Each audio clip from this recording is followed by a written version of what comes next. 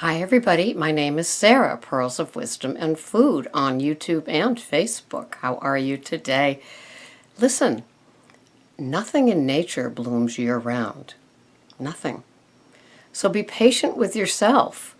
You might be blooming later on in a different season, right?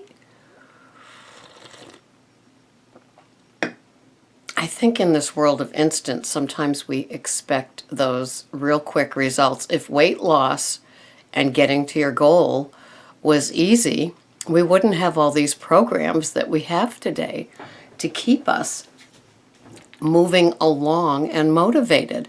I wouldn't be doing these videos every morning. If it was that easy, we would just tell ourselves we're going to lose 5 pounds each week and be done with 20 pounds in 1 month. It doesn't happen that way. It happens that we gain one bite at a time, right? You know how all of a sudden you wake up, or all of a sudden you recognize you've got that drooping thing over your skinny jeans, and it's like not because of the dryer, because the last time the jeans saw the dryer was never. So you can't blame the dryer, right? And Lord knows I blamed the dryer. So, be patient with yourself. It's a day at a time. It's a meal at a time.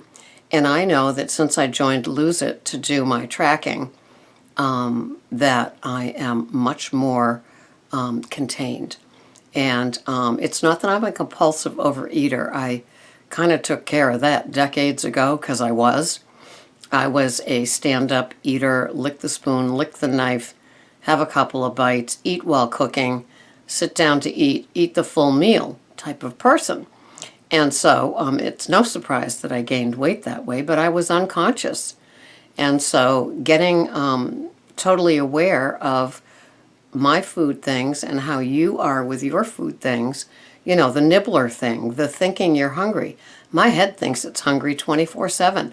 My head is like a new puppy. Yeah, feed me, feed me. Oh, yeah, feed me. It's not that way. My belly's not really hungry. And so I used to think, and maybe it's on tape for all to hear, then I needed the 6 mini meals all day long, 3 pretty substantial meals, and then little snackies thrown in. I really don't, and it kept me really tethered to the whole food thing. And I know that part of that is because I was treating the free fruits as an opportunity to have 5 or 6 or 7 fruits every day, and have something of with a little bit of fat or a little bit of protein, like a piece of cheese or peanut butter and celery, with it, to call it a snack. And I could add more things and call it a meal.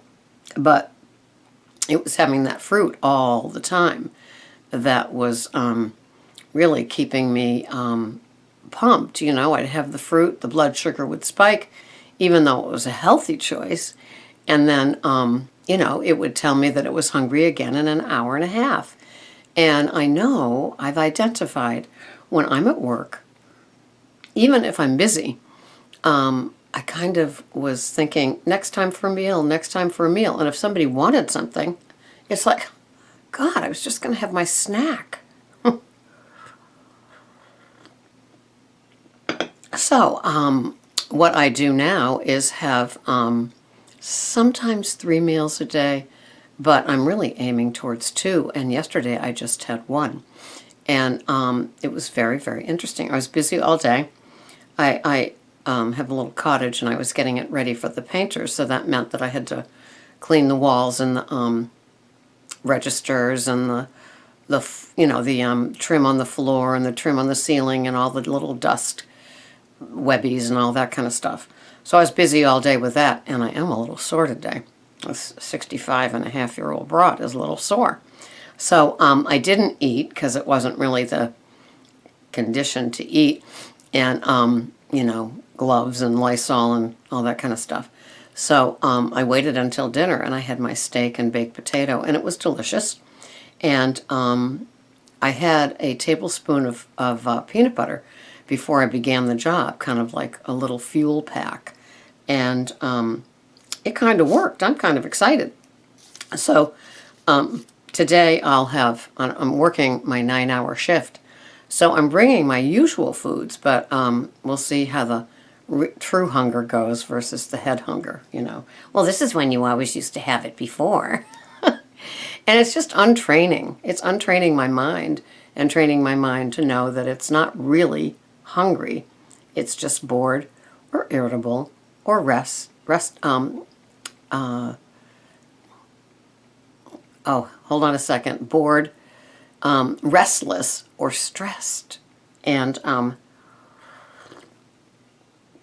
remember that stressed is dessert spelled backwards. And I love that. So anyway, be good to yourself. It takes a while for us to bloom. And you will be fine. And you will lose if you do either what your Weight Watchers leader tells you to do, or you know what to do because you used to go to Weight Watchers, or you watch this and you start trusting your head over your tummy, or you do all the other things, because no woman gets older and doesn't have 15 different diet tricks and tips always in their head of how they should do it. If it's a nice day today, try to get a walk. If it's a good day today to prep, this is going to air later. This is probably going to air Tuesday. So although it's Sunday, I hope you did prep. I hope you, nothing do I love more than to look at those little containers and baggies that people do for their work day. I just get so tickled when people do that. It's such a commitment, just like yesterday's video. Pat yourselves on your back because you're doing it. Is it easy? No. Is it simple? Yes. Is it easy? No. No, hell no.